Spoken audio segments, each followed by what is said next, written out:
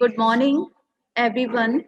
Today, we gathered to attend national webinar on the topic intellectual property rights in contest to traditional knowledge and career expansion.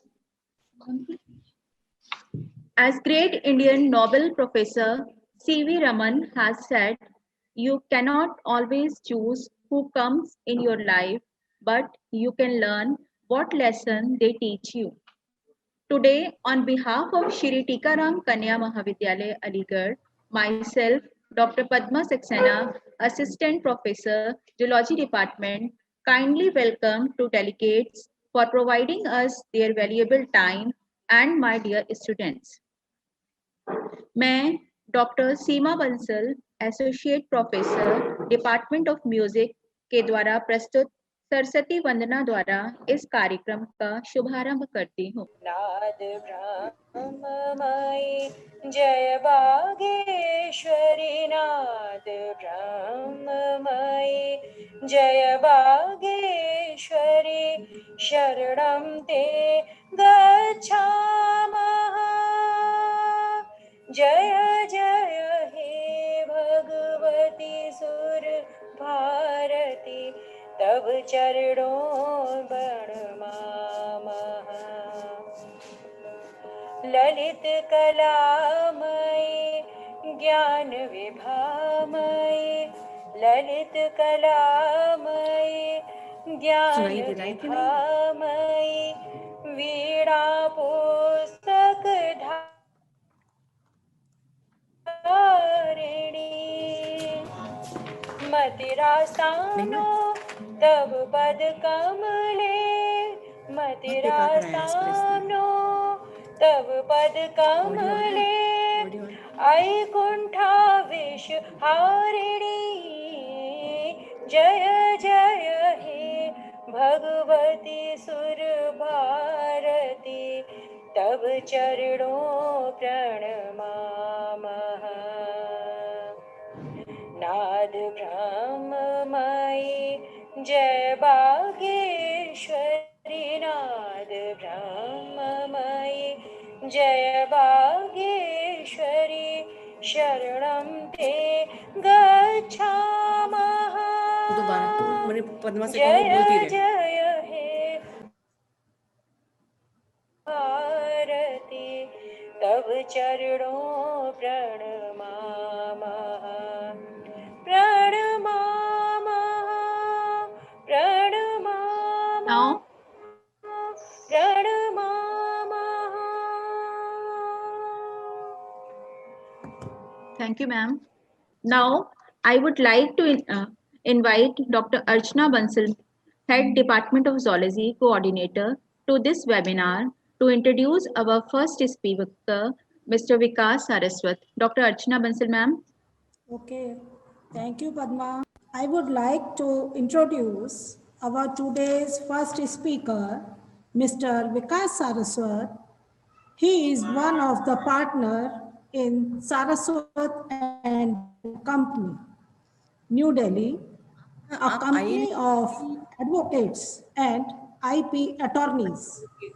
About his skills, he is advising international clients on cross-border intellectual property issues, intellectual property audits, and IP strategies, IP portfolio management, brand protection and brand management, and the list is very long.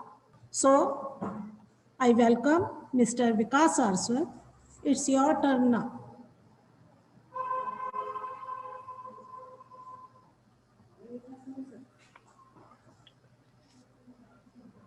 Thank you so much.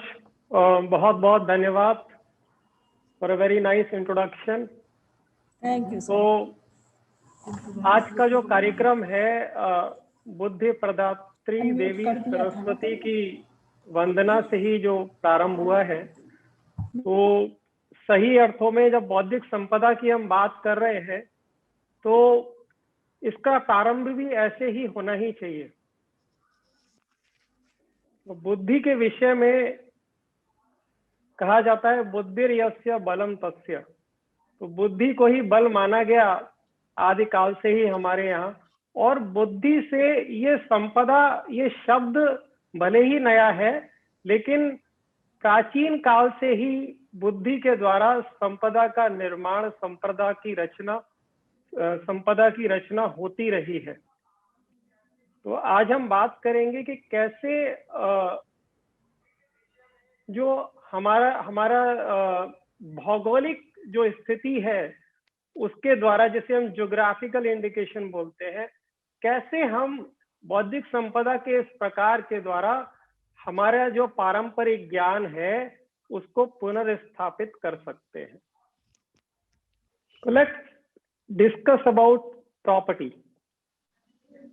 जो हमारा विषय है उसमें सबसे step geographical indication is step towards reclaiming our traditional knowledge through intellectual property.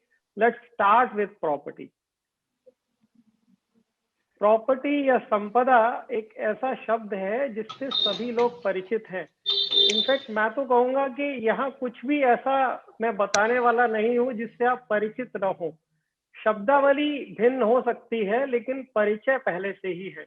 तो आधुनिक समय में जो बौद्धिक संपदा के जो भी उपकरण हैं, जो भी साधन हैं, जो भी कानून है, तो उसके आधार, उस पर आधारित जो शब्दावली है वो सिर्फ केवल हमको जानना है। तो प्रॉपर्टी की यदि हम बात करें तो प्रॉपर्टी दो प्रकार की हो सकती है, एक जो आपको दिखती है, एक जो आपको नहीं दिखती है। इट कैन बी टैंजिबल और इनटैंजिबल। एक रियल प्रॉपर्टी जैसे हम बोलते हैं, जैसे हम देख सकते हैं, जैसे हमारा घर हुआ, जो अचल संपत्ति जिसे बोलते हैं, और जो सचल संपत्ति, अचल संपत्ति है, जैसे हमारी गाड़ी हुई। तो इस तरीके से दो प्रकार की संपत्तियां होती है जिन्हें हम देख पाते हैं, रियल वर्सेस इंटेलेक्चुअल। जो दिखता है, जो प्रॉपर्टी संपदा, अभी तक हम इसी को समझते हैं कि जिसे हम देख सकते हैं। जैसे हमारा घर है, हमारे जो भी उपकरण है, जो भी सामान है, जो भी वस्तुएं हैं जिन्हें हम देख सकते हैं और जिनका क्रय विक्रय कर सकते हैं। Either you can sell it और बाय इट। घर को हम रेंट पर भी दे सकते हैं। तो इसको हम संपत्ति मानते हैं। लेकिन कुछ संपत्ति ऐसी भी होती है जिसे हम देख नहीं सकते और कालांतर से वो संपत्ति रही है, तो इसको हम बौद्धिक संपदा बोलते हैं या इंटेलेक्चुअल प्रॉपर्टी बोलते हैं। Property which is created through intellect, by using intellect. तो बुद्धि के द्वारा जो संपदा हम बनाते हैं तो उसको हम बौद्धिक संपदा कहते हैं। ये संपदा इसलिए है क्योंकि जैसे ये वास्तविक संपदा जिसे हम देख सकते हैं, उसको हम बेच सकते हैं, खरीद सकते हैं, उसको हम किराए पर दे सकते हैं, रेंट पर दे सकते हैं और उससे उसका मोल हमको मिलता रहता है। इसी प्रकार से बौद्धिक संपदा भी एक ऐसी संपदा है जिसको हम वास्तविक संपदा की तरह, जो दिखता है उसकी तरह खरीद सकते हैं, बेच सकते हैं। इसको हम लाइसेंसिंग पर दे सकते हैं, रेंट पर जिसको बोलते हैं। कि हमने जैसे हमने कोई पुस्तक लिखी और उसका रॉयल्टी हमको मिलता रहा कुछ वर्षों तक। तो इस तरीके से जिससे भी हमें धन की प्राप्ति हो, जिसको भी हम धन के रूप में रूपांतरित कर सके, वो संपदा है। तो ये दो प्रकार की संपदा सामान्यतया होती है। तो आज हम बात करेंगे इंटेलेक्चुअल प्रॉपर्टी, ये बौद्धिक संपदा के विषय में, कि बौद्धिक संपदा से कैसे, जिस प्रकार से हम अन्य संपदा के माध्यम से धनोपार्जन कर सकते हैं, how can we create wealth through intellectual property. तो IP is nothing but identity. किसी भी वस्तु की या किसी भी व्यक्ति की यदि पहचान करनी हो तो 5 चीजों के द्वारा हम उसकी पहचान करते हैं। पहला तो उसका नाम, किसी का भी एक नाम होना चाहिए, चाहे वो वस्तु हो चाहे व्यक्ति हो। उस नाम विशेष से हम उसको पहचानते हैं। दूसरा उसका स्वरूप होना चाहिए, वो दिखता कैसा है, उस स्वरूप से हम उसको पहचानते हैं। तीसरा उसके गुणधर्म, उसकी क्वालिटीज क्या है। चौथा उसकी फंक्शनैलिटी क्या है, उसकी कार्य प्रणाली कैसी है। अगर कोई वस्तु है तो वो काम कैसे करती है, जैसे आपका टेलीविजन है तो काम कैसे करता है, मोबाइल काम कैसे करता है, ये जूम जो टेक्नोलॉजी है ये काम कैसे करती है। तो उसकी कार्य प्रणाली के द्वारा भी हम किसी भी वस्तु को या किसी भी तंत्र को, किसी भी सिस्टम को हम जान पाते हैं। और स्थान, स्थान का मतलब कि वो कहाँ से है, उसका ओरिजिन क्या है, उसका उद्गम क्या है, what is the origin of that technology, now what is the place of origin of that technology. तो इन 5 जो मानक है या 5 जो गुणधर्म है, इनके द्वारा हम 5 चीजों के द्वारा किसी भी वस्तु की या व्यक्ति की पहचान कर सकते हैं, आइडेंटिटी। और इस पहचान को यदि एक संपदा के रूप में परिवर्तित किया जा सके तो हम उसको कहते हैं intellectual property. It is a property. अभी हम देखें कि कुछ साल पहले यदि किसी भी चीज का नेट वर्थ अगर जानना होता था तो ऐसा माना जाता था कि आपके पास कितना फैक्ट्री है, कितना दिखने वाली संपत्ति है, उसका जो मोल है वो ज्यादा हुआ करता था। लेकिन लगभग 80% ऐसा होता था और 20% के करीब जो है ये इंटेलेक्चुअल प्रॉपर्टी वाला भाग होता था, जैसे कि आपका नाम, आपका ब्रांड। लेकिन अभी बिल्कुल उल्टा हो गया है। अभी तो जो ब्रांड का वैल्यू पूरी संपत्ति से अधिक है। तो अगर नाम विशेष रूप धारण कर लेता है गुणवत्ता के आधार पर तो वो एक संपत्ति बन जाता है। तो ये संपत्ति कई प्रकार से हो सकती है। जैसे तो संपत्ति के जो प्रकार हैं उसमें trademark, design, patent, copyright, GI, plant varieties, trade secret, traditional knowledge and traditional and cultural expression, ये इतने और भी प्रकार हैं। लेकिन मुख्य रूप से देखा जाए तो बौद्धिक संपदा को इतने प्रकारों में बांटा जा सकता है, इसका विश्लेषण किया जा सकता है। तो अगर हम जो पहला हमारा स्वरूप था नाम की अगर बात करें, तो यदि मैं आपको बोलूं कि आपको अपने शहर में कोई विशेष मिठाई खरीद कर लानी है तो आपके मन में एकदम से एक नाम आ जाता है कि ये जो शॉप है इस नाम की, यहाँ से हमको लेना चाहिए। वो नाम क्यों आता है? क्योंकि उस व्यक्ति ने उस नाम के साथ में गुणवत्ता को जोड़ा हुआ है कि उसका जो भी उस दुकान से जो भी आप सामान लेकर आएंगे उसमें गुणवत्ता मिलेगी। तो नाम का एक मोल हुआ, तो उसे हम बोलते हैं ट्रेडमार्क। फिर कोई भी चीज अलग अलग स्वरूप में हो सकती है, तो वो स्वरूप 2 डायमेंशन में भी हो सकता है और 3 डायमेंशन में भी हो सकता है। तो that is called design. So let me come on the next slide. It will be easier to explain. जैसे ट्रेडमार्क्स, जैसे टाटा एक ट्रेडमार्क है। तो क्योंकि ट्रेडमार्क मतलब व्यापार चिन्ह, जिस भी नाम के द्वारा हम किसी भी चीज को बाजार में ले जाकर बेच सकते हैं, लोगों के सामने रख सकते हैं, उसको बोलते हैं ट्रेडमार्क ना। It is for trading. तो वो एक उत्पाद भी हो सकता है और एक सेवा भी हो सकती है, एक सर्विस भी हो सकती है। जैसे टाटा की गाड़ियां भी हो सकती हैं और कंसल्टेंसी भी हो सकती है। तो दोनों के लिए अलग अलग तरीके का जो है हम शब्द का प्रयोग भी कर सकते हैं या लोगो का प्रयोग भी कर सकते हैं। कभी कभी आप लोगो देखते होंगे, कभी शेप देखते होंगे। जैसे मोबाइल के लिए एप्पल का जो शेप है, जो सेब का एक शेप बनाया हुआ है अलग से, वो भी एक ट्रेडमार्क है। तो एक शेप के फॉर्म में भी हो सकता है ये। इसके अलावा सर्टिफिकेशन भी हो सकता है। जैसे आपको पता होगा ISI का एक सर्टिफिकेशन होता है, वूल मार्क जैसे दिखता है। तो मार्क का मतलब क्या है कि गुणवत्ता की पहचान, कि जो भी व्यक्ति उन सेवाओं को ले रहा है या उन उत्पाद को ले रहा है, वो उस चिन्ह को देखकर ये पहचान जाए कि ये भाई हमें गुणवत्ता मिलेगी।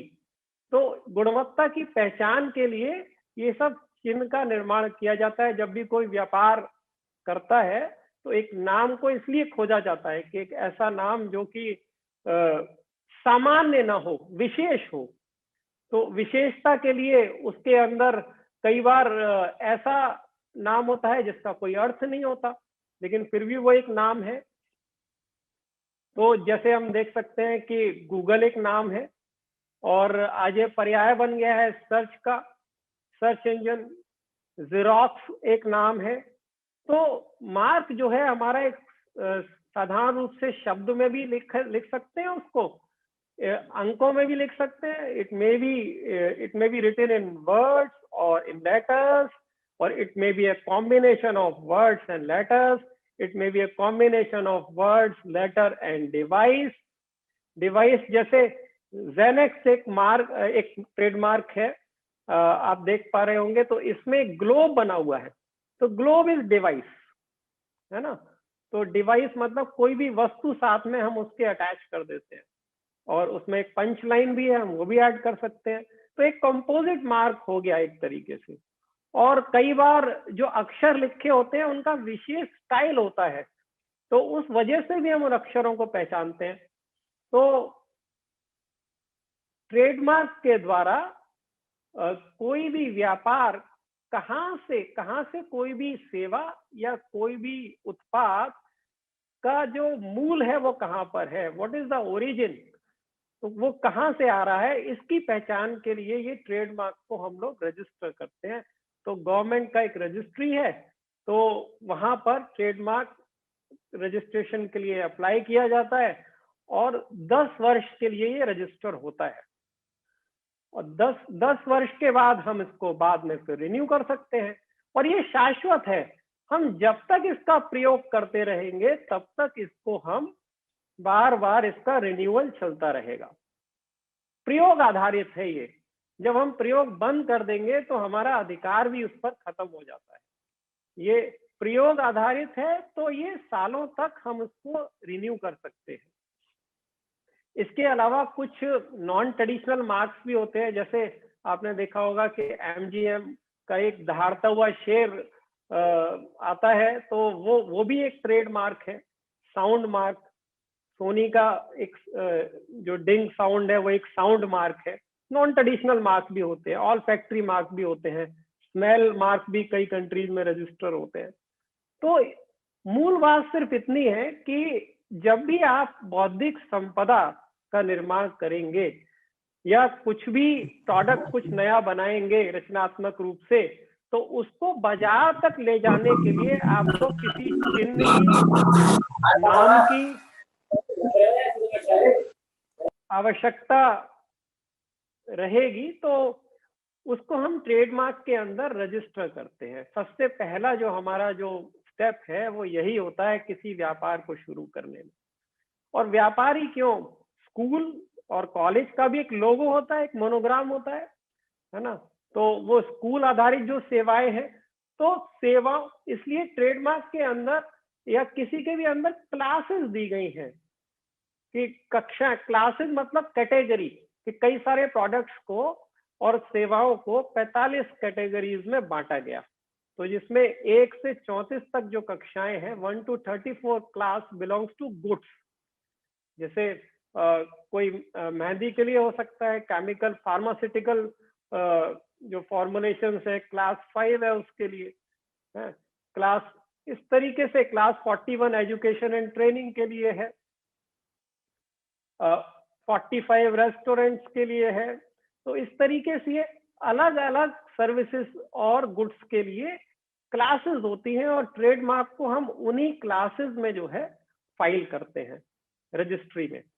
और 10 once it is registered then you can enjoy it for 10 years।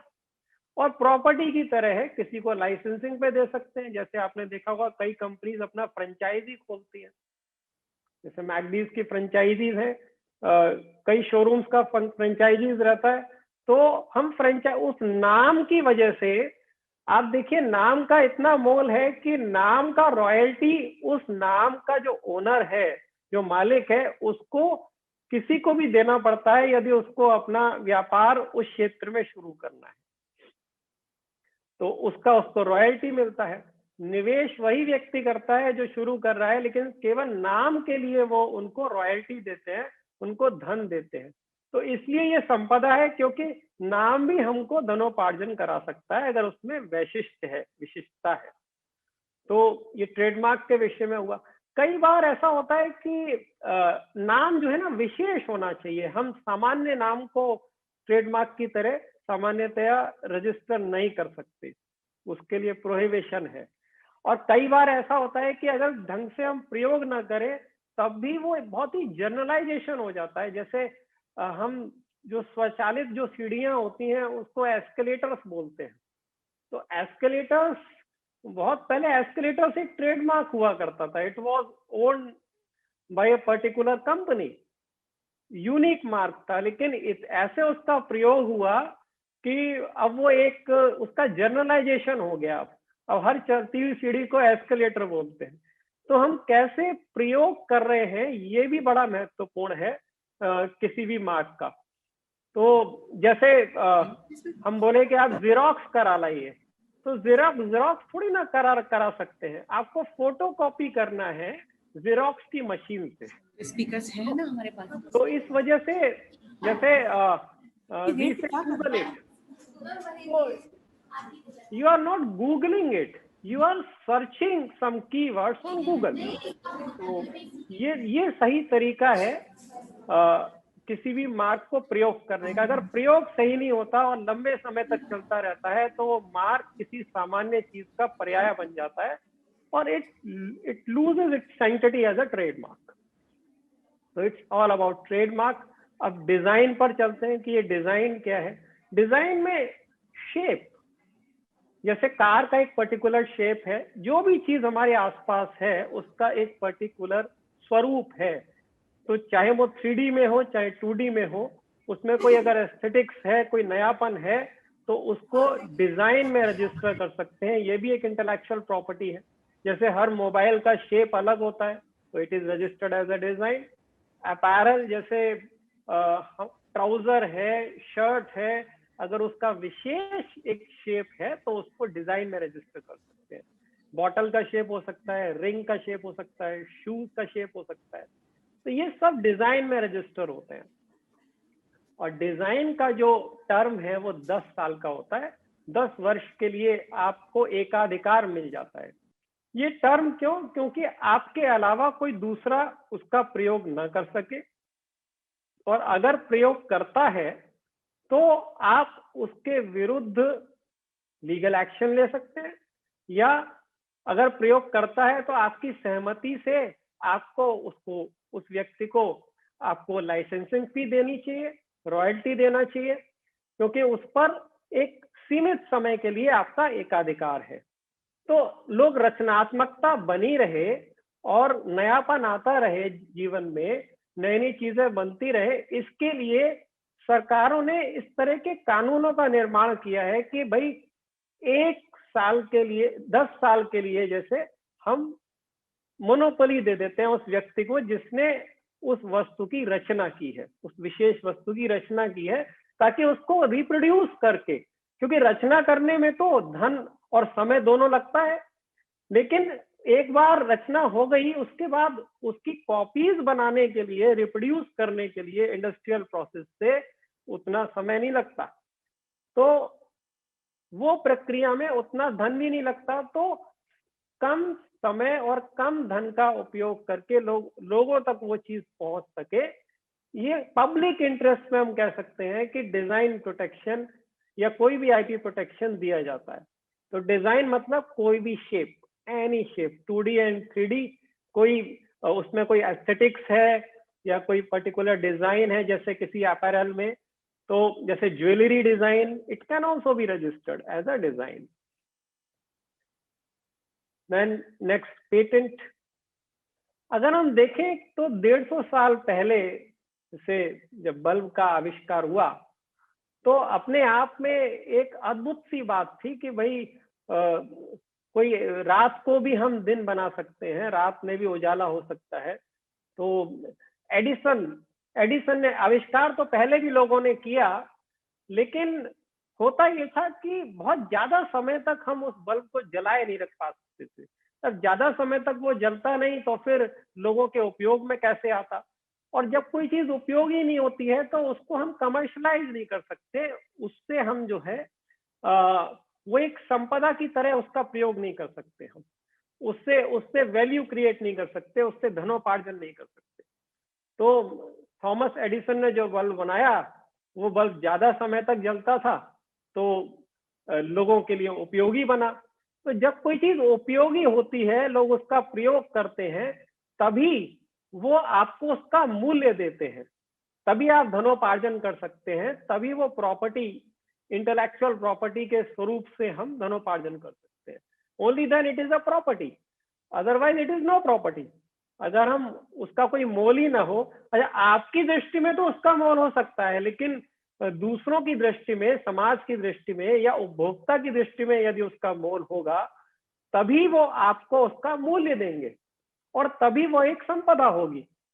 तो पेटेंट्स, जैसे ड्रग्स का भी पेटेंट होता है, अगर आपने बहुत सारे प्रयोग किए और some new composition come up out of it, कोई नई ड्रग, कोई नई फॉर्मुलेशन आपने बनाई और जो लाभकारी है सबके लिए, तो उसका भी पेटेंट होता है। Pharmaceutical, mechanical, so many things are patented. Even a clip, जो आज हमें बड़ी साधारण सी चीज लगती है, जेम्स क्लिप, जिसमें बिना छेद किए हम पेपर्स को जोड़ सकते हैं, वो भी एक आविष्कार हुआ करता था, उसका भी आविष्कार हुआ। किसी ने सोचा कि भाई कैसे बिना कपड़े और कागज को एक साथ उनको जोड़ना था, उन्होंने सोचा कि कैसे इसको किया जाए, छेद हो जाएगा इसके अंदर तो वो व्यर्थ हो जाएगा। तो उन्होंने पास पड़े हुए तार को मोड़कर एक ऐसी क्लिप तैयार कर दी जिससे वो आपस में जुड़ गया और उसका जो उसमें उसका कुछ नुकसान भी नहीं हुआ उस चीज का, कपड़े का। तो ये अपने आप में समाधान तो उन्होंने खुद के लिए किया, लेकिन एक क्रांति आ गई औरों के जीवन में भी, क्योंकि कई बार जो चीजें हमारे लिए उपयोगी होती हैं वो कई लोगों के लिए उपयोगी हो सकती है, समाज के लिए उपयोगी हो सकती है। तो पेटेंटेबिलिटी, कोई भी चीज, जैसे हमने ऊपर चर्चा की कि जो फंक्शनैलिटी है किसी भी चीज का, जैसे ठीक है कार का शेप तो हो गया, डिजाइन में रजिस्टर हो गया, उसका लोगो भी हमने रजिस्टर कर लिया। अब कार के अंदर जो टेक्नोलॉजी है, फ्यूल इंजेक्शन टेक्नोलॉजी है फॉर एग्जांपल, जिससे कि हम कम पेट्रोल में, कम ईंधन में हम अधिक माइलेज प्राप्त कर सकते हैं, तो ये भी एक क्रांतिकारी टेक्नोलॉजी है। तो इसका जो रजिस्ट्रेशन होगा, इसकी जो फंक्शनैलिटी है, अगर औरों से बेहतर है तो पेटेंट में उसको हम रजिस्टर करते हैं। बेहतर का मतलब ये है कि मान लीजिए आपने कोई टेक्नोलॉजी नई बनाई और वो टेक्नोलॉजी दुनिया में कहीं भी नहीं होनी चाहिए, या अगर दुनिया में है तो आपका जो वर्जन है वो इम्प्रूव्ड होना चाहिए, तो only then you will get a patent, otherwise it is not patentable. तो 3 जो है शर्तें हैं पेटेंटेबिलिटी की, 3 कंडीशंस हैं कि पहली चीज तो नई होनी चाहिए, नई वो तकनीक नई होनी चाहिए, the technology should be new. वो एक आविष्कार है, ये तभी सिद्ध होगा जब वो नई टेक्नोलॉजी होगी। Technology should be new, it should not be elsewhere, किसी लिटरेचर में नहीं होना चाहिए, कहीं पब्लिश नहीं होना चाहिए। कई बार ऐसा होता है कि जब हम रिसर्च करते हैं, ओरिजिनल रिसर्च करते हैं, तो हमें लगता है पब्लिश कर दें। पेपर पब्लिकेशन भी एक बहुत बड़ा एक तरीके से कार्य होता है कि हम पेपर में पब्लिश करें, पेपर पब्लिकेशन करें, लेकिन सब कुछ पब्लिश करना आवश्यक नहीं है। यदि पब्लिश कर देते हैं हम किसी भी लिटरेचर में और उस तकनीक में कुछ संभावनाएं हैं, तो वो फिर पब्लिक डोमेन में आ जाता है।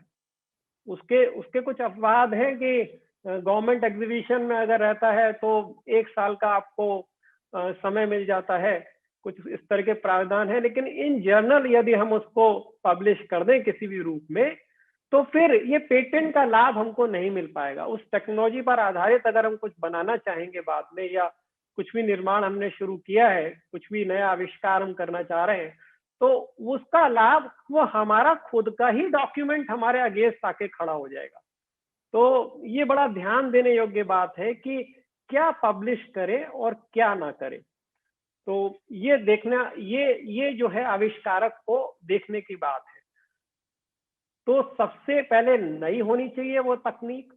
दूसरा, उसके अंदर कुछ इन्वेंटिव स्टेप्स होने चाहिए। एक्चुअली आविष्कार ऐसा नहीं है कि मान लीजिए either it should be economically viable or it should be technically advanced, or both. या तो तकनीकी रूप से ज्यादा समृद्ध हो, या फिर सस्ती हो। सस्ते का अर्थ ये है कि मान लीजिए कोई मशीनरी है जिससे क्लॉथ का, कपड़े का प्रोडक्शन होता है, या मोबाइल का, सेल फोन का प्रोडक्शन होता है, एक मशीनरी, एक असेंबली लाइन में, या गाड़ी का प्रोडक्शन होता है, और वो एक दिन में 1000 व्हीकल्स जो है वो प्रोड्यूस कर पाती है मशीनरी। तो हमने कुछ ऐसी तकनीक विकसित की जिससे कि वो जो प्रोडक्शन है 1000 से बढ़कर 1500 हो गया। तो जब प्रोडक्शन बढ़ गया उतने ही समय में, तो हमारी कॉस्ट कम हो जाएगी, लोगों को कम कीमत पर वो तकनीक मिल पाएगी। तो इकोनॉमिकली वाइबल भी अगर हम कर लेते हैं किसी भी चीज को, तो वो भी पेटेंटेबल है। टेक्निकली एडवांस होना चाहिए वैसी तकनीक, लेकिन कहीं भी उपलब्ध नहीं होनी चाहिए। ये एक कंडीशन है।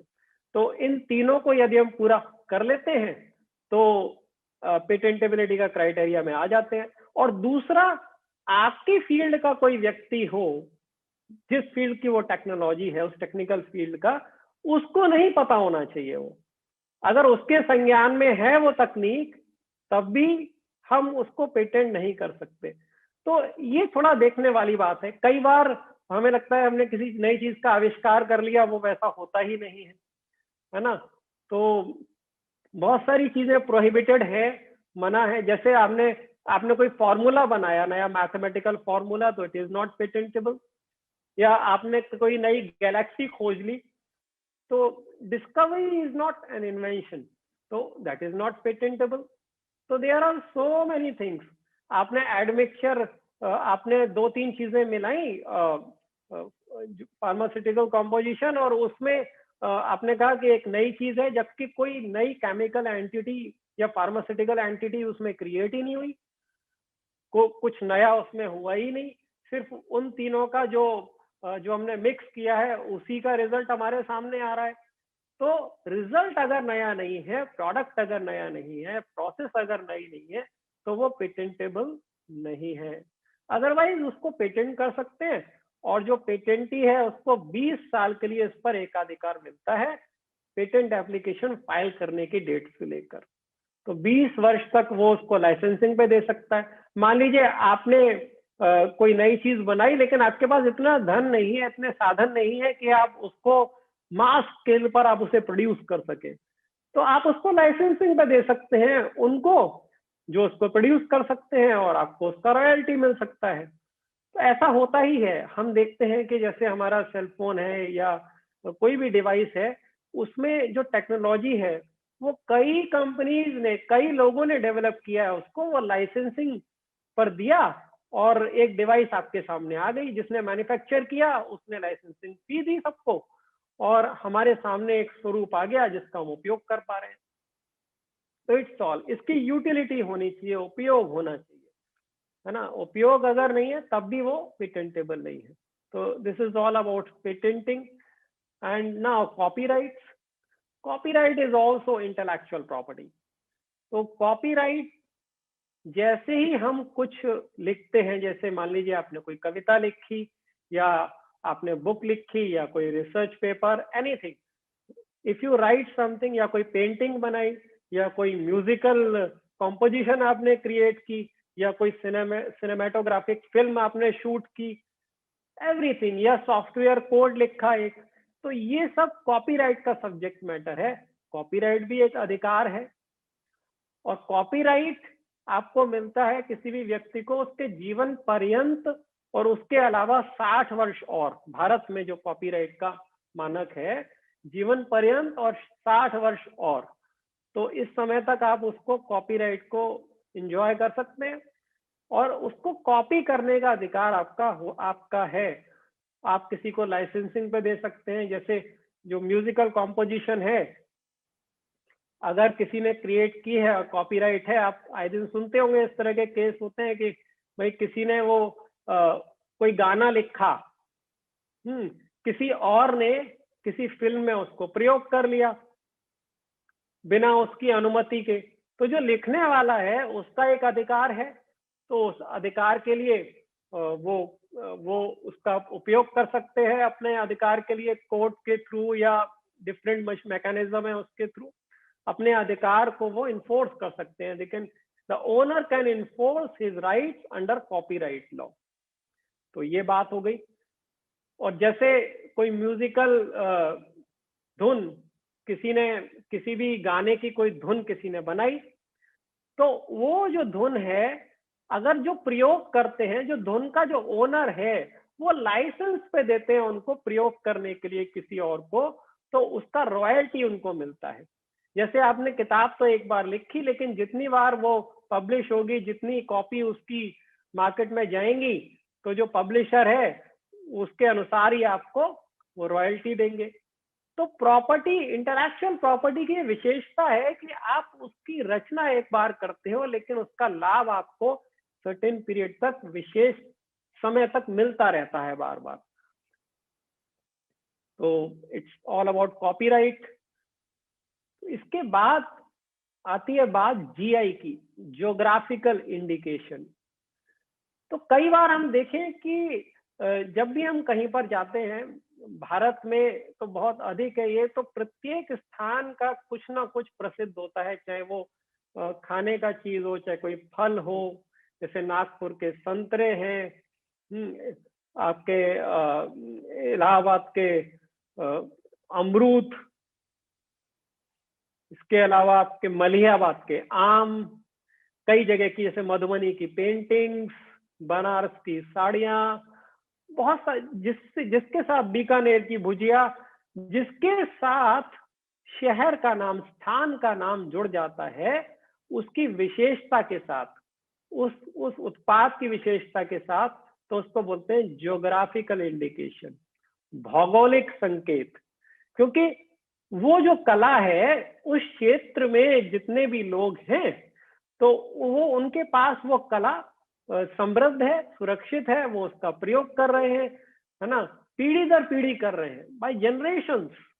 अगर हम देखें कि आगरा की दरी का भी उदाहरण लें, जो कि एक रजिस्टर्ड जीआई है, ज्योग्राफिकल इंडिकेशन है, तो इसमें जब इसकी एप्लीकेशन फाइल की गई, तो पूरा ऐतिहासिक पृष्ठभूमि उन्होंने रखी सामने कि कैसे भगवान कृष्ण के समय में शौरीपुर नामक स्थान पर जब उनका स्वागत किया गया, जो आगरा के पास, बटेश्वर के पास अभी भी है, तो वहां पर उनको जो है वो कारपेट, जो दरी है, वो दरी उनके लिए बिछाई गई उस तरीके से। तो शौरीपुर जो स्थान है वो शूरसेन, महाराजा शूरसेन ने बताया था, और जो वसुदेव जी थे, वो वसुदेव जी भी उसी वंश में हुए।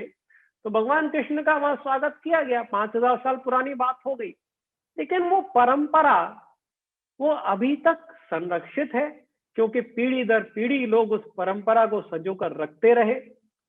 हो सकता है कि उन्होंने उसमें कोई एकेडमिकली, अगर हम शिक्षा तंत्र को देखें, तो जरूरी नहीं है कि उन्होंने उसमें क्वालिफिकेशन ली हो या उसका कोई कोर्स डिजाइन हुआ हो, वो तो परंपरा से सीखते चले गए। तो परंपराओं का हमारे जीवन में बड़ा महत्व है। अगर हम सोचे गहनता से कि आज जो बीज सुरक्षित है, आज हम बात करते हैं कि देसी बीज, चावल की ही कितनी लाखों जो है वैरायटी हुआ करती थी भारतवर्ष में, और जैसे उत्तर प्रदेश का काला नमक जो है बड़ा प्रसिद्ध है। काला नमक एक प्रसिद्ध चावल है उत्तर प्रदेश का, जो भगवान बुद्ध के समय से जिसका संबंध है।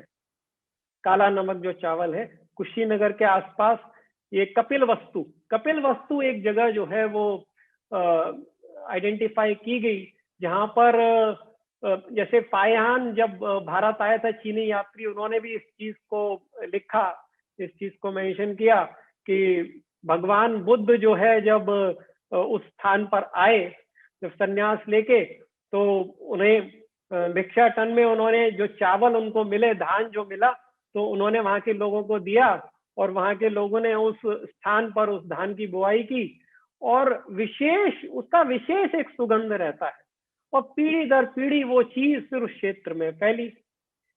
अगर हम देखें कि भगवान बुद्ध के पिता का नाम शुद्धोदन था, तो ओदन माने चावल, शुद्ध ओदन, तो शुद्ध चावल, शुद्ध ओदन। तो इस प्रकार से जो विभिन्न जो भी प्रजातियां थी हमारी, जो पारंपरिक रूप से संरक्षित रही, और आज भी अगर देखें तो भारत तो गांवों का ही देश है और बहुत सारी जनजातियां, tribals, Orissa is a tribal state अगर हम देखें, तो वहां पर उन परंपराओं को अभी तक लोगों ने संरक्षित रखा है।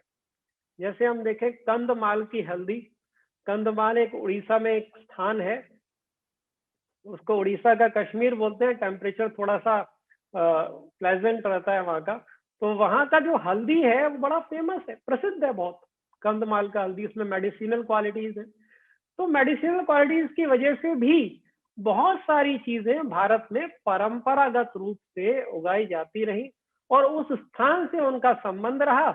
इसलिए अब जब ये ज्योग्राफिकल इंडिकेशन का कानून आया तो उस चीज को संरक्षित करने का एक अवसर आया, क्योंकि ये बात जब देश विदेश में जब इसका प्रचार होता है तो उसकी मांग बढ़ती है। जब मांग बढ़ती है तो उसको उगाने वाले या उसका प्रोडक्शन करने वाले, उस कला को संरक्षित करने वाले लोगों का उत्साहवर्धन होता है और वो कला सुरक्षित रहती है। जब उपयोग होता रहता है तो कलाएं सुरक्षित रहती हैं। जब उपयोग बंद हो जाता है तो हम कहते हैं कि इतने बीज थे, अभी इतने ही बचे हैं, तो हम दूसरे को दोष देना शुरू कर देते हैं कि भाई वो आए उन्होंने ऐसा किया, वो आए उन्होंने ऐसा किया। तो ये बात तो नहीं है, उपयोग करना होगा तभी कलाएं सुरक्षित रहेंगी। तो अभी चल रहा है, जैसे उड़ीसा में ये पट्टचित्र करके पेंटिंग्स होती है विशेष, जिसमें महाभारत के दृश्य हुए या फिर विष्णु जी के अवतारों के दृश्य हुए, ये दृश्य विशेष रूप से, और उसमें जो कलर्स का प्रयोग होता है, उसमें जैसे जो शेल, जो आप शंख से वो सफेद रंग का कलर बनाते हैं, हल्दी से पीला, इस तरीके से राख से कोयले से काला कलर, इस तरीके से अलग अलग तरीके से अलग अलग पेड़ों के उससे organically they create the colours. देसी गाय के गोबर या गौमूत्र का प्रयोग करते हैं। मधुबनी पेंटिंग में भी ऐसा ही है। और ये जो पेंटिंग्स हैं, कभी ऐसा नहीं था कि हमें इनको कमर्शियलाइज करना है इसलिए हम बनाए। कला तो कलाकार जब संतुष्ट होता है, कलाकार जब प्रसन्न होता है, या कोई भी व्यक्ति प्रसन्न होता है, तो प्रसन्नता की जो अभिव्यक्ति होती है वो कला होती है। चाहे वो डांस का एक फॉर्म हो, जैसे लोक नृत्य है, अगर आप देखें तो संगीत, नृत्य, कलाएं, ये हर संस्कृति में रही है। भारत ही नहीं, विश्व में हर संस्कृति में रही है, क्योंकि हमारे जीवन का एक महत्वपूर्ण अंग है ये। और हमारी शिक्षा पद्धति में भी कहीं ना कहीं शुरू में रहा है कि अगर आप देखें कि विद्या की देवी सरस्वती है, तो उनके हाथ में वीणा भी है, उनके हाथ में एक वाद्य यंत्र भी है। अगर आप वैज्ञानिकों को देखें, जैसे हमारे पूर्व राष्ट्रपति ही वो वीणा बजाते थे, अब्दुल कलाम जी। और जितने भी आप वैज्ञानिकों को देखेंगे तो पाएंगे कि संगीत में भी उनकी रुचि रही है, संगीत भी एक अंग रहा है। क्योंकि पूर्णता तभी आती है जब व्यक्ति का भावनात्मक संतुलन भी हो और तर्कात्मक संतुलन भी हो। केवल तर्क बुद्धि से बौद्धिक संपदा का निर्माण नहीं हो सकता। एक प्रसन्न होकर व्यक्ति जब बैठता है, जब खाली होकर बैठता है, खाली का मतलब ऐसा कहा जाता था कि an empty mind is devil's workshop, so it's not so। वो खाली एटलीस्ट इट्स अ वर्कशॉप, तो वर्कशॉप में कुछ ना कुछ रचना तो होगी। तो जब हम बहुत ज्यादा ऑक्यूपाइड रहते हैं तो बहुत ज्यादा रचना नहीं हो पाती। जब हम रिलैक्स रहते हैं तो अपने आप ही कलाओं का संवर्धन होता है। तो ये आप पाएंगे पुरानी पीढ़ियों में जिनके माध्यम से आज भी ये पारंपरिक रूप से हमारी कलाएं सुरक्षित हैं, हमारे बीज सुरक्षित हैं। अगर देखें ईसा से 600 वर्ष पूर्व का समय, अभी 2600 साल पहले अगर काला नमक चावल का अगर एक उदाहरण आता है और अभी तक लोग उस बीज को संरक्षित रखते हुए खेती कर रहे हैं, तो ये अपने आप में एक अभूतपूर्व बात है और हम इसकी तुलना नहीं कर सकते कि ये कितनी महत्वपूर्ण बात है कि आज ये संपदा हम तक पहुंची है। ऐसे ही मलिहाबाद के जो आम है वो भी ज्योग्राफिकल इंडिकेशन है, क्योंकि मलिहाबाद में भी ऐसा प्रसंग आया कि 300-400 वर्ष पहले वहां के नवाब ने एक विशेष रूप से तैयार किए गए आमों के बगीचे लगवाए और धीरे धीरे वो परंपरा आगे बढ़ती रही। तो दशहरी आम वहां का जो है वो प्रसिद्ध हुआ। आज ये ज्योग्राफिकल इंडिकेशन है, रजिस्टर्ड है, इसका शेल्फ लाइफ भी 10-12 दिन है। तो 5 दिन पकने के बाद इसका लाइफ रहता है, 1 हफ्ता इसको पकने में लगता है। टेक्सचर है, एक स्वाद है, और ये सब उस भूमि की वजह से है।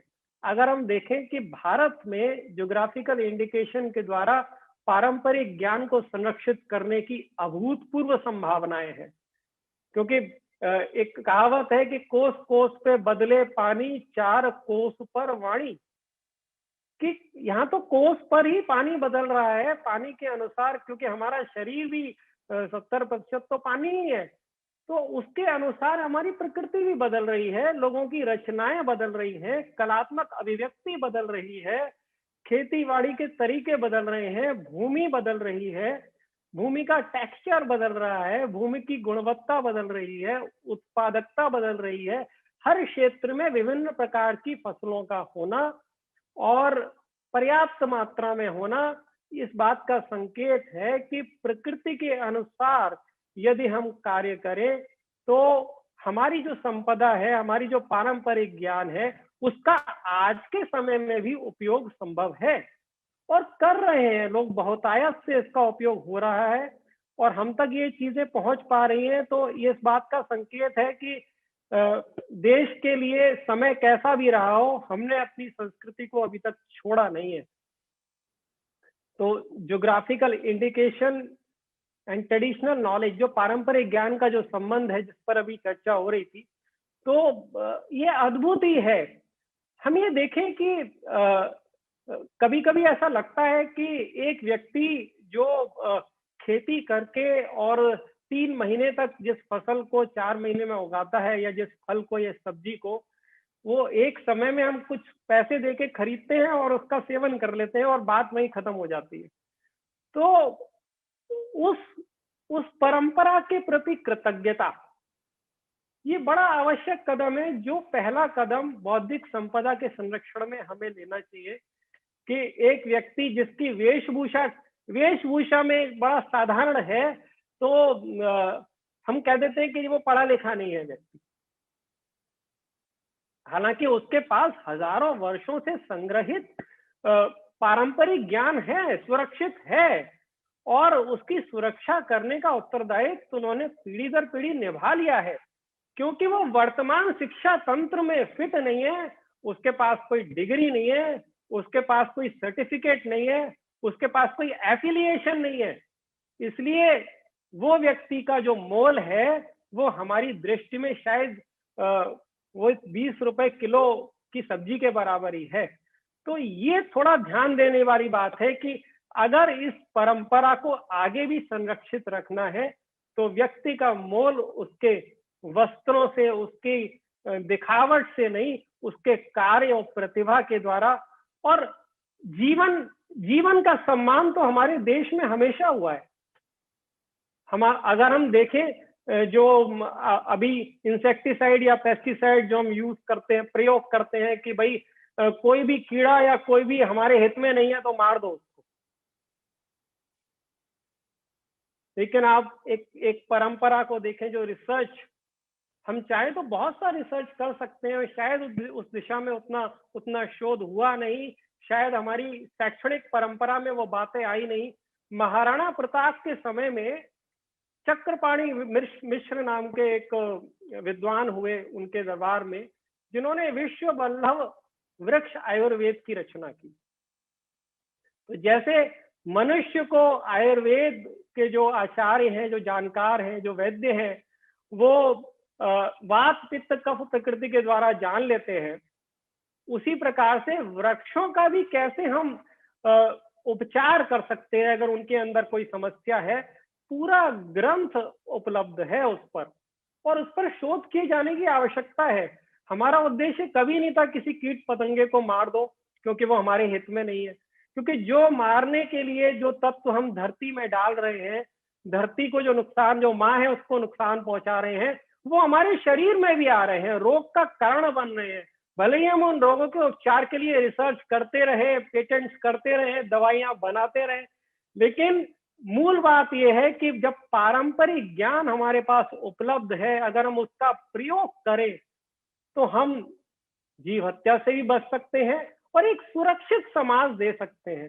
धरती, जल, ये एक ऐसी बात है जिसका संरक्षण हम सबका धर्म है। और बौद्धिक संपदा में मुझे लगता है कि ज्योग्राफिकल इंडिकेशन अपने आप में एक बहुत बड़ी भूमिका निभा सकता है यदि हम उसको आइडेंटिफाई करें।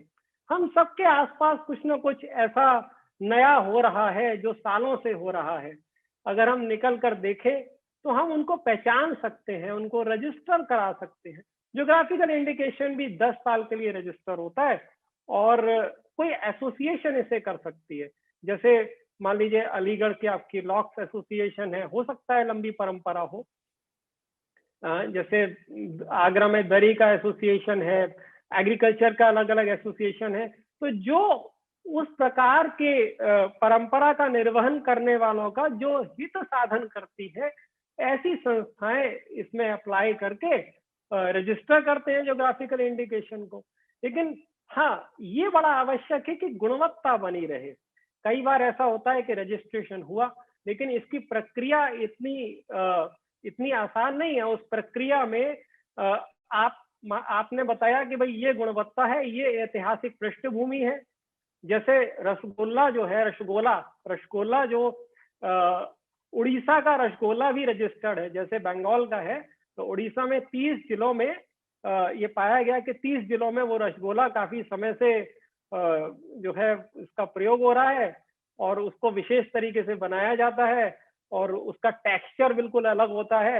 इस बात में काफी जो है वो विधिक युद्ध भी हुआ, लेकिन वो रजिस्टर हुआ।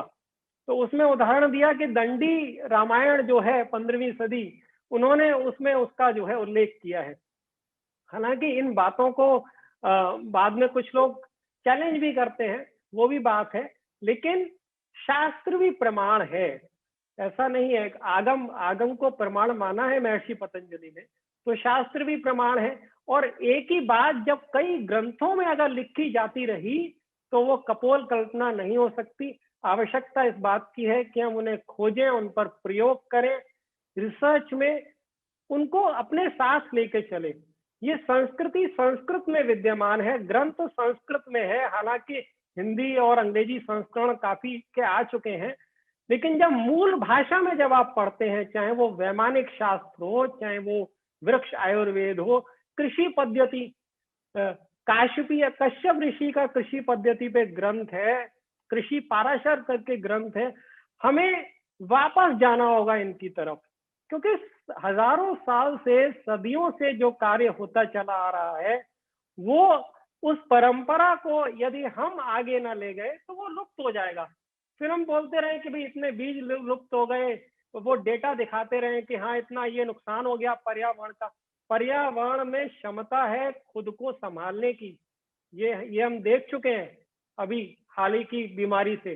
पर्यावरण को हमारी आवश्यकता नहीं है, हमें पर्यावरण की आवश्यकता है। तो पर्यावरण को संरक्षित रखते हुए हम कैसे इनोवेशन करें, कैसे कुछ नई बात लेकर आए, कैसे नई तकनीक लेकर आए, ये हमारा धर्म है। और अगर देखें तो हमने शिक्षा तंत्र में भी खुद को बांध ही लिया है कि 18 साल की उम्र में ये करना है, पढ़ना है, 21 साल की उम्र में ये करना है, फिर वोट देना है। हर एक की एक उम्र निर्धारित है, इतने साल में स्कूल में प्रवेश मिलेगा, इतने साल में 10वीं कक्षा में कर पाएंगे, हर एक की उम्र निर्धारित है। लेकिन प्रश्न ये है, क्या इनोवेशन की कोई उम्र है क्या? बौद्धिक संपदा के निर्माण यदि आप करना चाहते हैं, उसके लिए किसी उम्र की आवश्यकता है क्या, या उसके लिए किसी डिग्री की आवश्यकता है क्या? और उदाहरण आपके सामने है, जितने भी आविष्कार हुए हैं अभी तक पूरी दुनिया में, वो 80% से ज्यादा आविष्कार ऐसे लोगों ने किए हैं जो साधारण लोग थे। वैज्ञानिकों ने जिन्होंने सिस्टमैटिकली उसका अध्ययन किया, वो आविष्कार बहुत कम है। आज जब गॉड पार्टिकल की बात होती है, आज सर्केडियन रिदम की बात, दिनचर्या की बात होती है, आज इंटरमिटेंट फास्टिंग की बात होती है, तो हमें याद आना चाहिए अपने पूर्वज जो सदियों से ये कहते आ रहे हैं। कोई बात जब पूरे विश्व पटल पर आए, योगा होके आए तो माना जाए, ये बात समझ में आती नहीं है। बुद्धिमत्ता इसी में है कि हम अपनी परंपराओं को पहचानें, उन पर आधारित शोध करें, उन ग्रंथों पर शोध करें, और जहां शोध हो रहा है कुछ हद तक, वहां परिणाम भी आ रहे हैं। ऐसा नहीं है परिणाम नहीं आ रहे, परिणाम भी आ रहे हैं। परिणाम आएंगे ही, क्योंकि सदियों से जो सिद्ध है, सदियों से जिस पर कार्य हुआ है, वो गलत हो ही नहीं सकता। कुछ वेरिएशन हो सकता है आज के समय में हम कुछ और नया निकाल के दें, तो वो परंपरा समृद्ध होगी। जैसे ऋषियों ने परंपराओं को समृद्ध किया है, तो वो ऋषि तत्व हम सबके बीच में भी है, एक छोटे बच्चे में भी है। तो intellectual property can be created by anybody since childhood. We need not to wait for a PhD for that. हमें उसके लिए आवश्यकता नहीं है, बचपन से ही हम निर्माण कर सकते हैं। हम कविता लिख सकते हैं, हम गीत लिख सकते हैं, हम पुस्तक लिख सकते हैं, हम म्यूजिकल कोई धुन बना सकते हैं, और उसका मोल बन ही जाता है। जब मोल बनता है तो वो एक प्रॉपर्टी है, इंटेलेक्चुअल प्रॉपर्टी है। तो हमारा जो निवेदन है इस पूरे प्रकल्प में जो हम बात कर रहे हैं, इसके अलावा कुछ और इंटेलेक्चुअल प्रॉपर्टी जैसे प्लांट वैरायटीज हैं, उनका भी रजिस्ट्रेशन होता है। अगर जो नई नई वैरायटीज, जो ब्रीडर्स हैं वो नई नई वैरायटी क्रिएट करते हैं, वो भी एक इंटेलेक्चुअल प्रॉपर्टी है। उस पर भी उनको मोनोपोली मिलता है कुछ समय के लिए, 18 वर्ष के लिए, जहाँ तक 15 वर्ष 18 वर्ष, वो सब। एक्सटिंक्ट जो वैरायटीज हैं उनके लिए भी है। इसके अलावा traditional knowledge and traditional and cultural expression, ये दो बात। तो ट्रेडिशनल नॉलेज मतलब पारंपरिक ज्ञान। जैसे आपने सुना होगा कि हल्दी की मेडिसिनल प्रॉपर्टीज को पेटेंट कर लिया यूएस ने, वो सब। तो उसके बाद हम जागे और हमने ट्रेडिशनल नॉलेज डिजिटल लाइब्रेरी का एक डेटाबेस बनाया, क्योंकि बाहर के पेटेंट ऑफिस को पता ही नहीं है कि भाई ये हमारा पारंपरिक ज्ञान है, उनके लिए तो वो नया है। तो उन्हें वो पता लगे, तो इसके लिए भारत सरकार ने एक डेटाबेस बनाया जिसमें बहुत सारे मेडिसिनल प्लांट्स जो हैं, जितने भी प्रजातियां उपलब्ध हो सकती हैं, वो सब उसके अंदर हैं और विभिन्न भाषाओं में है, ताकि यूरोप के पेटेंट ऑफिस को या अमेरिका के पेटेंट ऑफिस को पता लगे कि कोई पेटेंट ग्रांट होने से पहले हमें ये देखना है कि कहीं वो भारत का ट्रेडिशनल नॉलेज तो नहीं है। तो इस तरीके का कई देश, जैसे अफ्रीकन कंट्रीज में भी ऐसा है कि पारंपरिक ज्ञान का उपयोग करके पेटेंट्स रजिस्टर होते हैं। तो कैसे उन्हें रोका जाए, या उस कम्युनिटी को जिसकी वो धरोहर है उसको कैसे लाभ दिया जाए, तो ट्रेडिशनल नॉलेज के माध्यम से बेनिफिट शेयरिंग का भी एक मॉडल उस पर काम चल रहा है कि कैसे वो बेनिफिट मिले, लाभ मिले उनको। तो पारंपरिक ज्ञान में जैसे आपका फॉकलोर्स है, ये लोक कथाएं हैं, आपके चित्र हैं, पॉटरीज हैं, ये सब जो पारंपरिक ट्रेडिशनल एंड कल्चरल एक्सप्रेशंस में जो आते हैं। जैसे लोगो, कई बार आपने देखा होगा कि बड़े बड़े ब्रांड्स की जो शर्ट्स हैं उसमें ट्राइबल्स का लोगो यूज करके they sell it like anything, but उससे उनका कोई कनेक्शन नहीं होता है। कई बार उन कम्युनिटी से कनेक्शन नहीं होता उनका, तो कम्युनिटी को कोई बेनिफिट मिलता नहीं उसका। ठीक है, उन्होंने उसका लाभ कमाया और बस वो लाभ उन्हीं तक सीमित रह गया। तो उस कम्युनिटी को उसका लाभ मिले, इसके लिए आवश्यक है कि हम इस पारंपरिक ज्ञान के लिए भी संरक्षण करें, इसको प्रमोट करें।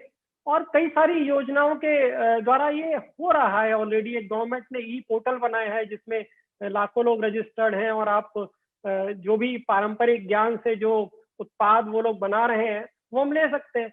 लेकिन हर क्षेत्र में लोकली ये जो जहाँ के हम हैं वहाँ का जो पारंपरिक ज्ञान है उसके संरक्षण की जिम्मेदारी हमारी है। उसका हम प्रयोग करें, उसको संरक्षित करें, और उसको जो लोग परंपरागत रूप से संरक्षित कर रहे हैं उनके प्रति सम्मान का भाव रखें। ये हमारा धर्म है, और तभी हम बौद्धिक संपदा के द्वारा इस परंपरा को आगे ले जा सकते हैं। और जैसा कि मैंने बोला कि कोई उम्र नहीं है उसके लिए, हम आज से ही प्रारंभ कर सकते हैं। प्रतीक्षा ना करें, बौद्धिक संपदा का निर्माण करें, और नित्य प्रति हमारे सामने ऐसी परिस्थितियां आएंगी कि वो निर्माण होगा ही। एक शांत मन के द्वारा ही बौद्धिक संपदा का निर्माण हो सकता है। अगर हम देखें तो जब गुरुत्वाकर्षण का नियम न्यूटन को पता लगा तो वो विश्राम कर रहे थे। जब आपके आर्किमिडीज को जो है आर्किमिडीज का नियम जब उनको आया प्लवन से संबंधित, तब वो बाथ टब में आराम कर रहे थे। तो innovation happens when your mind is relaxed, not when you are stressed. तो इट इज वेरी नेसेसरी। तो भगवान कृष्ण की जो बात हुई कि योग कर्मसु कौशलम, कर्मों में कुशलता ही योग है। सदियों से वो कुशलता का पर्याय बनकर आज भी हमारा जो पारंपरिक ज्ञान सुरक्षित है। तो उन सबके प्रति धन्यवाद के भाव के साथ उनको कोटि कोटि नमन करते हुए मैं अपनी वाणी को यहीं विराम देता हूं। आपका बहुत बहुत धन्यवाद। नमस्ते।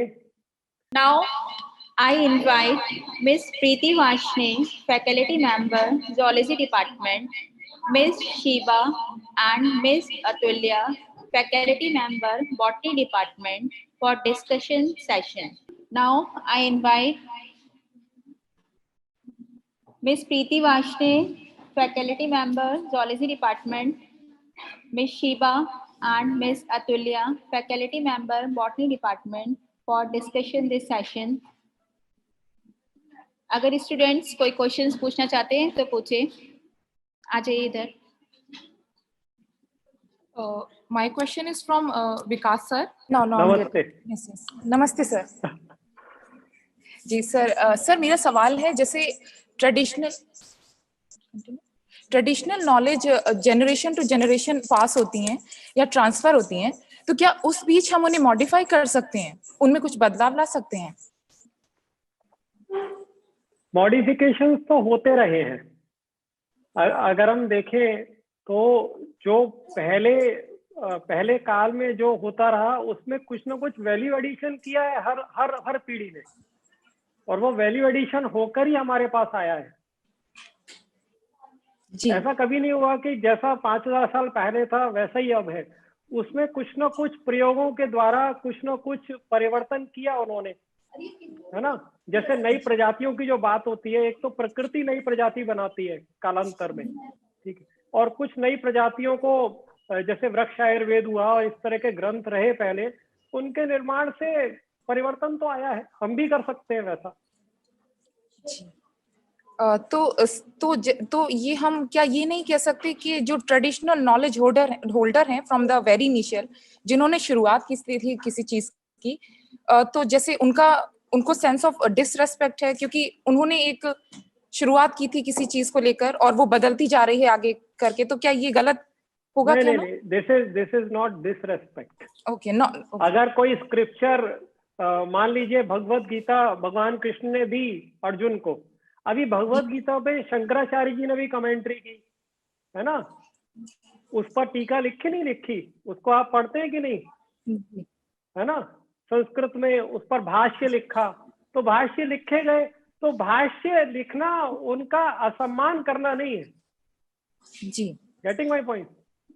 तो आप अगर किसी उससे ना भगवत गीता की जो प्रामाणिकता है वो कम नहीं हो जाती है, बल्कि बढ़ती है जब हम प्रयोग करते हैं। मान लीजिए कोई ज्ञान जन भाषा में नहीं है, अभी जन भाषा संस्कृत तो नहीं है, होना चाहिए, लेकिन संस्कृत में तो नहीं पढ़ पा रहे सब, अगर पढ़ते तो शायद इतना ज्ञान के आधार पर कितने इनोवेशन होते। तो उसका जिन्होंने अनुवाद किया, तो ऐसा नहीं है उनका उसके उस ज्ञान के प्रति असम्मान रहा है, ऐसा नहीं है। अलग अलग काल में लोगों तक पहुंचाने के लिए उनकी भाषा में, है ना, उस वातावरण भी बदलता रहता है, वातावरण के अनुसार परिवर्तन होते हैं और उनको हमें सम्मान करना चाहिए, कोई बड़ी बात नहीं है ना। सर मेरा दूसरा क्वेश्चन है,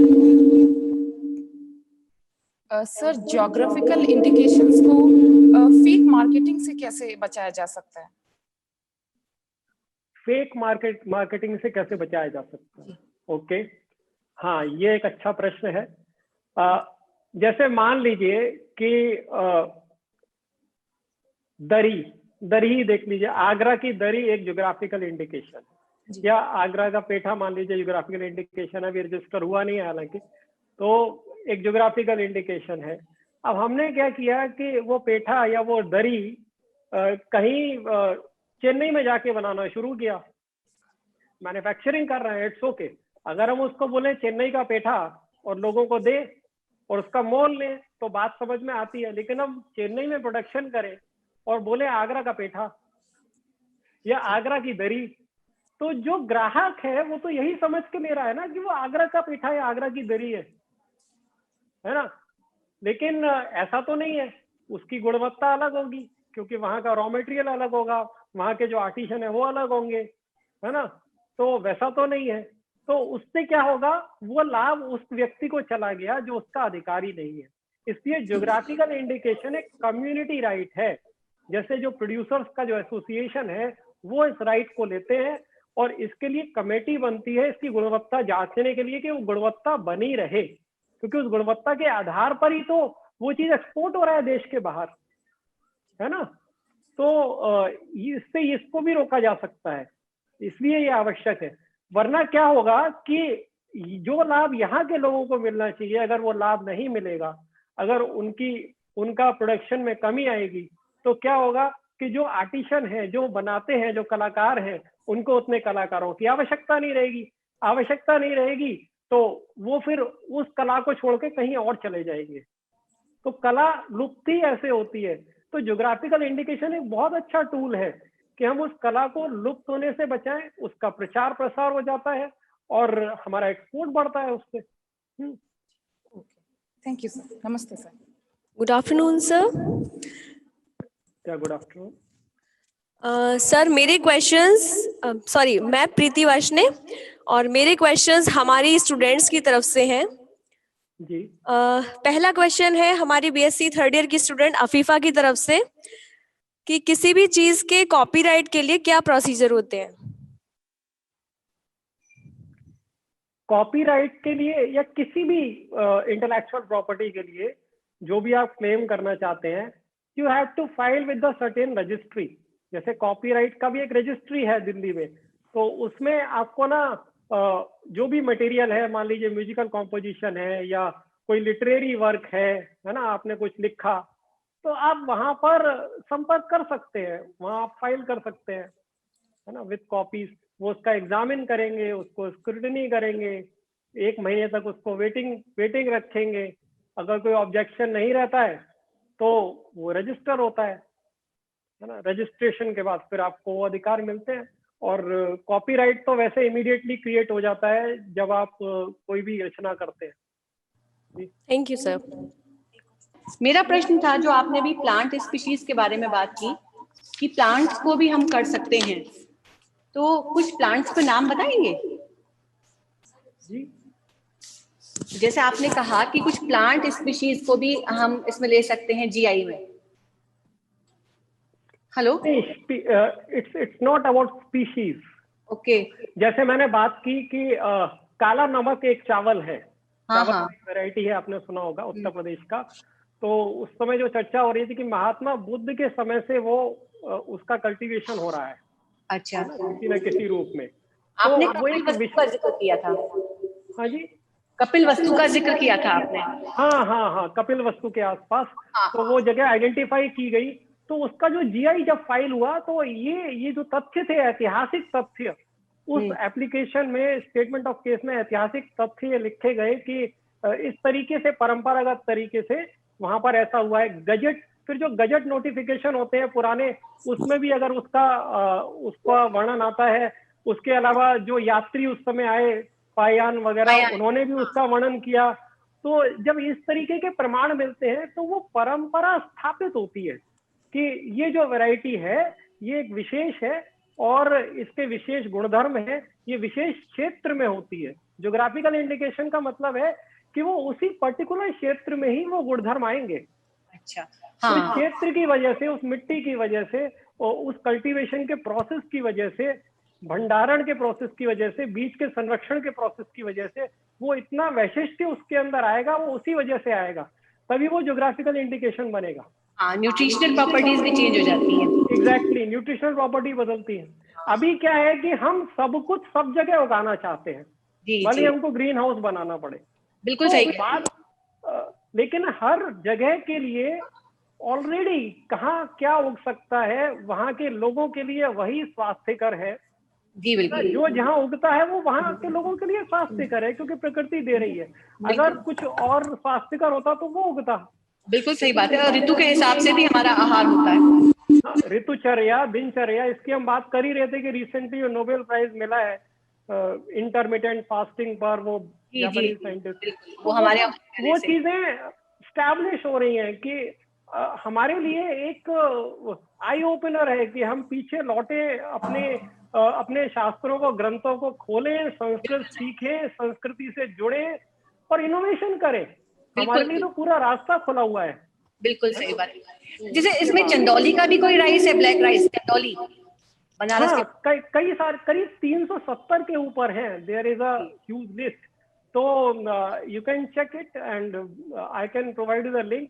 आपको पता ही होगा, जी, ट्रेडिशनल नॉलेज का डाटाबेस। ट्रेडिशनल नॉलेज, ये आप चेक कर सकते हैं। और उसका जब आप स्टेटमेंट ऑफ केस पढ़ेंगे ना, आपको बड़ा अच्छा लगेगा, आपको इतिहास पढ़ने में अच्छा लगेगा। बिल्कुल लगेगा। इतिहास के आधार पर हमें एक आधुनिक काल में बौद्धिक संपदा का संरक्षण मिल रहा है और इससे वो सुरक्षित। जैसे ना मंडल, जैसे अगर आप देखें तो मंडल वाटिका, शायद आपने सुना हो, मंडलास आजकल है ना, वो बायोडायनामिक एग्रीकल्चर का एक नया ट्रेंड आया है, बायोडायनामिक एग्रीकल्चर। बायोडायनामिक, हाँ हाँ, जर्मनी में काफी शोध हुआ उससे। जर्मनी में यहाँ से जब मैक्स मूलर, एक अपने यहाँ ना मंडल वाटिका का एक कॉन्सेप्ट था बहुत पुराना। अच्छा। जैसे अब नक्षत्र वन तो बचा है कि नक्षत्र के हिसाब से नक्षत्र वाटिका तो लगाते हैं लोग अभी भी। हाँ जी, लेकिन Mandal Vatika is related to life science. Okay, और इस पर शोध करने की जरूरत है। अभी भारत में एक डॉक्टर प्रभाकर राव हैं, शायद आपने उनका नाम सुना हो। उन्होंने मंडल वाटिका पर करीब 15-16 साल शोध किया and he is agriculturist, he is into agri architecture basically. Agri और आर्किटेक्ट। उन्होंने 650 इंडिजिनस सीड्स को प्रोटेक्ट किया है, not only from India but different parts of the world. Okay. So if you wish, I will connect you with Dr. Prabhakar, and he is wonderful. And he is reviving this tradition of Mandal Vatika. Mandal Vatika.